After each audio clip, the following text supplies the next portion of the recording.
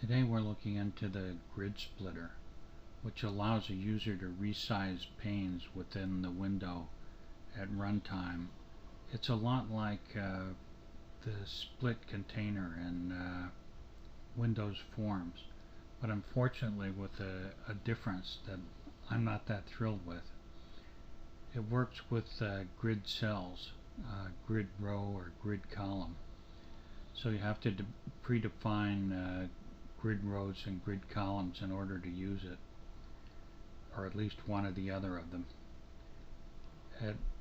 One thing that's different from the split container, which is what I mentioned before that I didn't like that much, is that it insists on resizing the whole span of columns or of rows, so that it resizes everything across the window. The splitter default height or width is 0, so you have to give it a width or height in order to see it. And there's really three attributes that combine to make either a vertical grid splitter or horizontal grid splitter. And the Grid.Column plus the horizontal alignment plus the width produces a vertical grid splitter, and the Grid.Row plus a vertical alignment plus the height produces a horizontal grid splitter. I think this will become more clear when we look at an actual example. This is the program I wrote to demo this, and this is a horizontal grid, or rather a vertical grid splitter here, and here's a horizontal grid splitter. And you see we have the row definitions and column definitions, which are required if you want to have a grid splitter.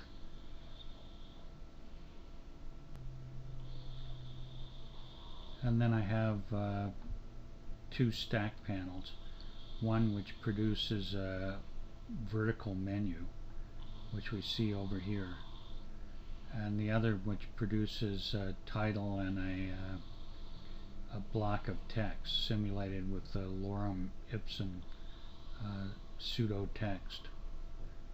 And the grid splitters themselves are defined at the bottom, where we have a rectangle that just fills the bottom two cells.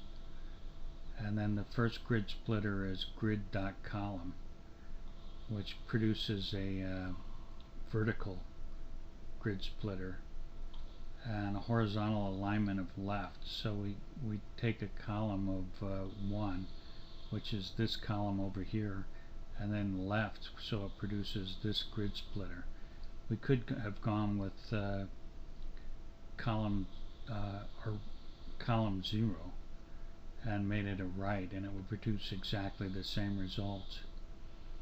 And then the second splitter is Grid.Row equal to 0 and a vertical alignment equal to bottom, which produces this horizontal grid splitter here. And I made the two cells at the bottom gray, which causes the bottom part of this grid splitter to disappear, because I sort of want to simulate what I was talking about with the split column, and that you're moving up this column, but it's an illusion. You move up the whole thing and you move over the whole thing across the entire window. And it's a good idea to make it vertical alignment equals stretch and horizontal alignment equal to stretch for the opposite alignments of the defining alignments, so that it expands correctly with the window. So if we compile and run this and say select this grid splitter, sometimes it's hard to select. You can move this either direction, and the children within the other cells expand or contract to react to your moving the grid splitter. And you can do the same thing with the horizontal grid splitter.